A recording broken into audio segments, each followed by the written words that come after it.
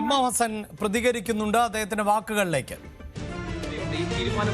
League അടക്കം പറയുന്നത് V D സതീശന് പൂർണ്ണ പിന്തുണ നൽകുന്നു. വയനാട് ഘടകകക്ഷികൾക്ക് ഇതിൽ വലിയ കാര്യമില്ല. എന്താണെന്നറിയാമോ, കോൺഗ്രസിന്റെ ലീഡർ ആരാണെന്നുള്ളത് കോൺഗ്രസ് ആണ് തീരുമാനിക്കുന്നത്. ഘടകകക്ഷികളോട് അഭിപ്രായം ചോദിച്ചാൽ പറയാം.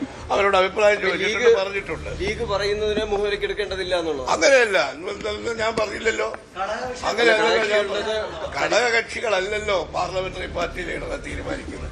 അവരുടെ മുഖ്യമന്ത്രി ആയതുകൊണ്ടും ഐക്യമുന്നണി സംവിധാനം ആയതുകൊണ്ടും അവരുടെ അഭിപ്രായം ചോദിച്ചു, അവരുടെ അഭിപ്രായം പറഞ്ഞു.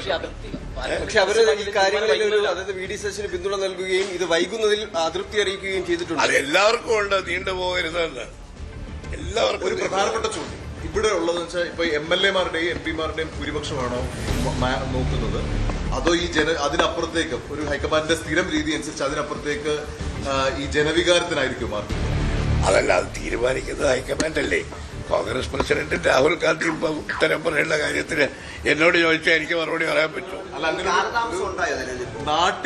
നാട്ടിൽ ഈ രീതിയിൽ പ്രതിപക്ഷ നേതാവിന് അനുകൂലമായി വലിയൊരു വേവ് ഉണ്ടോ? അല്ല, അതൊക്കെ സ്വാഭാവികമായി ഇപ്പൊ ഈ 3 പേരുടെ കാര്യത്തിലും അഭിപ്രായങ്ങൾ വരുന്നുണ്ടല്ലോ. അതെല്ലാം പരിഗണിച്ചുകൊണ്ട് പാർട്ടി ഒരു തീരുമാനം. തെരഞ്ഞെടുപ്പിൽ മത്സരിക്കാത്ത ഒരാളുടെ പേര് മുഖ്യമന്ത്രി സ്ഥാനത്തേക്ക് വരുന്നത് ശരിയാണോ? ഇതിനു മുമ്പ് വന്നിട്ടുണ്ടല്ലോ. അതൊക്കെ സാധാരണ കോൺഗ്രസ് ചരിത്രത്തിൽ ഉണ്ടായിട്ടുള്ളതാണ്. അതൊക്കെ ഹൈക്കമാൻഡ് എടുക്കുന്ന തീരുമാനമാണ് പ്രധാനം.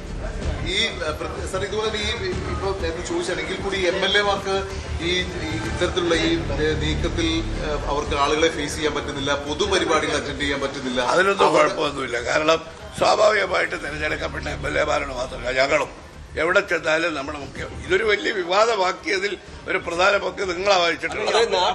നിങ്ങൾ വഹിച്ചിട്ടുള്ള ഈ മാധ്യമങ്ങളാണ് വലിയ വിവാദമാക്കിയത്. നാദാപുരത്ത് അഭിജിത്ത് ഉൾപ്പെടെയുള്ള ആൾക്കാരെയൊക്കെ തടഞ്ഞായിരുന്നു. അല്ല, ആരും തടഞ്ഞിട്ടില്ല. അതൊക്കെ മാധ്യമങ്ങൾ തടഞ്ഞു.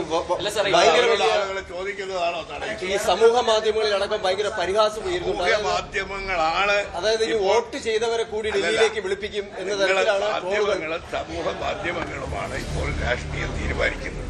അങ്ങനെ ഒരു പാർട്ടിക്ക് മുമ്പോട്ട് പോകാൻ പറ്റുമോ? സോഷ്യൽ മീഡിയ പറയുന്നതനുസരിച്ച് ഏതെങ്കിലും ഒരു പാർട്ടി തീരുമാനിക്കും? ഇല്ലല്ലോ, ഒരിക്കലും. വോട്ട് ചെയ്ത ജനങ്ങൾ 23-ാം തീയതിക്കുള്ളിൽ ഗവൺമെന്റ് ഉണ്ടായാൽ മതി. വോട്ട് ചെയ്ത ജനങ്ങളെങ്ങനെയാണ് ഇത് പരിഹസിക്കുന്നതാവുന്നത്?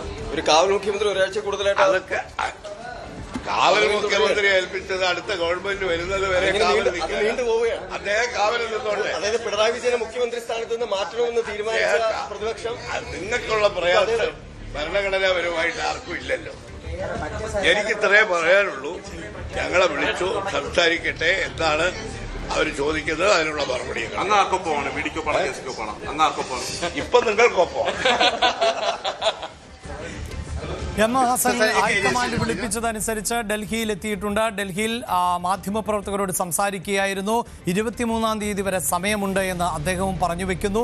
ഘടകകക്ഷികളെ സംബന്ധിച്ചിടത്തോളം ആരാണ് കോൺഗ്രസിന്റെ നേതാവാകേണ്ടത് എന്ന് കോൺഗ്രസ് ആണ് തീരുമാനിക്കേണ്ടത് എന്നാണ് അദ്ദേഹം പറയുന്നത്. ഒപ്പം നിലവിൽ ഉണ്ടാകുന്ന, അതായത് ഈ പറയുന്നത് പോലെയുള്ള വിയോജിപ്പുകൾ അനീഷ് തുടരുന്നുണ്ട്. അനീഷ്, വളരെ വിചിത്രമാണ് എം എം ഹസന്റെ പ്രതികരണം. കാരണം ഇതൊക്കെ മാധ്യമങ്ങളും സോഷ്യൽ മീഡിയയുമാണ് പുറത്ത് ഇത്തരം അസ്വാരസ്യങ്ങൾ സൃഷ്ടിക്കുന്നത് എന്നതാണ്. ഒരു പക്ഷേ അദ്ദേഹം ലീഗ് നേതാക്കളുടെ പ്രതികരണം കേട്ടിട്ടുണ്ടാകണമെന്നില്ല.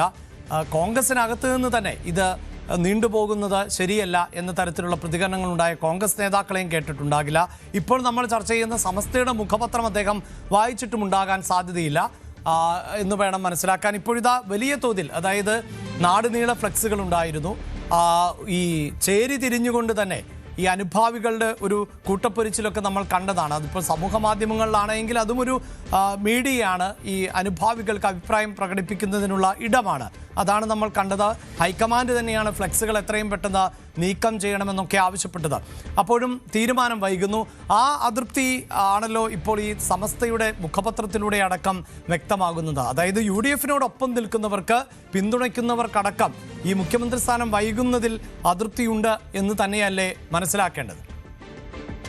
തീർച്ചയായും ഈ ജനവിധിയുടെ ഒരു ചുവരെഴുത്ത് ഇപ്പോഴും കോൺഗ്രസ് ഉൾക്കൊള്ളുന്നില്ല എന്ന് തന്നെയാണ് സമസ്ത അടക്കം വിമർശിക്കുന്നത്. നമുക്കറിയാം, സാധാരണഗതിയിൽ ഒരു തെരഞ്ഞെടുപ്പ് വിജയം നേടിക്കഴിഞ്ഞാൽ, ഒരു സർക്കാർ രൂപീകരണത്തിലേക്ക് കടന്നു കഴിഞ്ഞാൽ അതൊരു വലിയ ആഘോഷമായി മുന്നണികൾ മാറ്റുന്ന ഒരു സാഹചര്യം. ഒപ്പം ഈ വിജയിച്ച സ്ഥാനാർത്ഥികളൊക്കെ ഈ പ്രകടനങ്ങളും ജനങ്ങളോട് നന്ദി പറയാനൊക്കെ പുറത്തേക്ക് ഇറങ്ങുന്ന ഒരു കാഴ്ചയൊക്കെ നമ്മൾ കാണാറുണ്ട്. പക്ഷേ ഒരു തെരഞ്ഞെടുപ്പ് കഴിഞ്ഞിട്ട് ദിവസങ്ങൾ കഴിഞ്ഞിട്ട് അല്ലെങ്കിൽ ഒരു സർക്കാരിന് അനുകൂലമായി ജനവിധി ഉണ്ടായി, അതും ചരിത്ര ഭൂരിപക്ഷത്തിൽ ഒരു മുന്നണിയെ വിജയിപ്പിച്ച് ഇത്ര ദിവസങ്ങൾ കഴിഞ്ഞിട്ടും അവർക്കൊരു സ്വീകരണം വാങ്ങാൻ പുറത്തേക്ക് ഇറങ്ങാൻ പോലും കഴിയാത്ത വിധം ഈ തെരഞ്ഞെടുപ്പിന്റെ ആവേശം മുഴുവൻ ചോർന്ന് കഴിയുമ്പോഴേക്ക് മാത്രം സർക്കാർ രൂപീകരിക്കുന്ന ഒരു സാഹചര്യം. ഒപ്പം വലിയ ജനവിധി ഈ നിലവിലുണ്ടായിരുന്ന സർക്കാരിനെതിരെ ഉണ്ടായിരുന്നു. ആ ജനവിധിയാണ് തെരഞ്ഞെടുപ്പിൽ പ്രതിഫലിച്ചതെന്ന് ഭരണപക്ഷ പ്രതിപക്ഷം അടക്കം വിലയിരുത്തലുകൾ നടക്കുന്ന ഒരു സാഹചര്യം. ഈ തോറ്റ മുന്നണി എന്തൊക്കെയാണ് പരാജയ കാരണങ്ങൾ എന്ന് അന്വേഷിച്ച് തുടങ്ങിയപ്പോൾ പോലും ഒരു പുതിയ സർക്കാരിന് രൂപം നൽകാൻ കഴിയുന്നില്ല. നമുക്കറിയാം സ്കൂളുകൾ തുറക്കുന്ന കാലമാണ്,